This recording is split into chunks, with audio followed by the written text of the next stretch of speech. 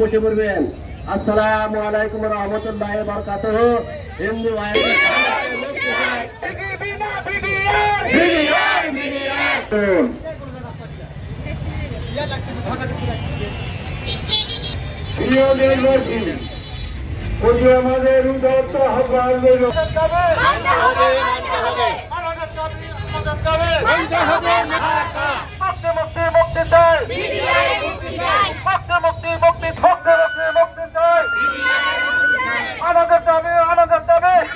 বিষয়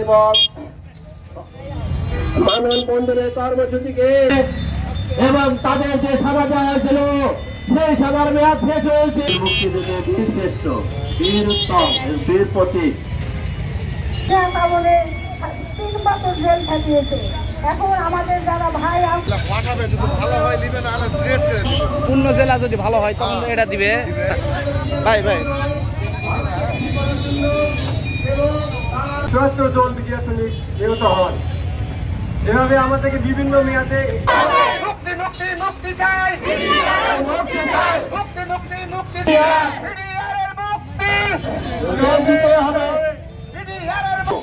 আমি গন্ডি বিডিআর রেজাউল করিমের ছেলে নোমান্নন করিম। আমার এবারে সংক্ষিপ্ত বক্তব্য রাখবেন গুন্ডি বিডিআরের হত্যাকাণ্ডের বিচার চাই। আমাদের দাবি মানতে হবে। এবারে সংক্ষিপ্ত বক্তব্য রাখবেন। আওয়ামী লীগের জন্মই হয়েছে ভারতের সীমা দাসত্ব করার জন্য। আওয়ামী লীগের জন্মই হয়েছে এই দেশকে ভারতের কাছে আবার ফিরে যাওয়ার জন্য। আগরতলা ষড়যন্ত্র মামলার স্বীকৃত আসামি শেখ মুজিবুর রহমান, তারা তাদের সারাটা জীবন তারা চেষ্টা করছে কি করে এই দেশকে ভারতের কাছে দিয়ে দেওয়া যায়।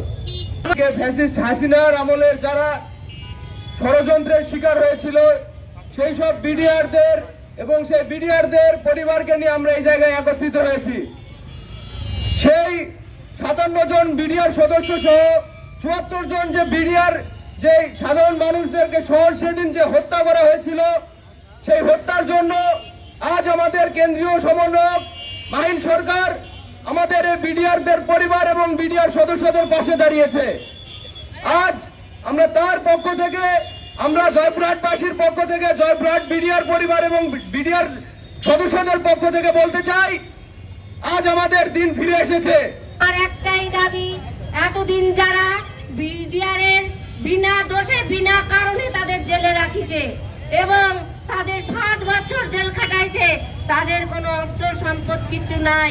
আমার আকুল আবেদন, সবার বাংলার 18 কোটি মানুষের কাছে আমার আবেদন, তারা যারা জেলে আছে তাদের মুক্তি দিক, যারা বিডিআর থেকে চাকরিচ্যুত করেছে তাদের চাকরি দিক, নিঃশর্তভাবে তাদের মুক্তি দিক। আমরা বিনা অপরাধে চাকরিচ্যুত, আমরা অনেক কষ্ট করেছি, মাত্র চাকরি ছিল 2 মাস। এই জন্য পুরো বিনা অপরাধে সে দায়িত্ব ছিল, বিনা অপরাধে স্বামী চাকরিচ্যুত সন্তান একটা বিনা অপরাধে ডিসমিস। কিন্তু যে আইন ছিল সেই আইন বাদ দিয়ে নতুন করে আইন করে আমাদেরকে মিথ্যা অভিযোগে অভিযুক্ত করে আমাদেরকে বিভিন্ন মেয়েদের সাজা প্রদান করা হয়।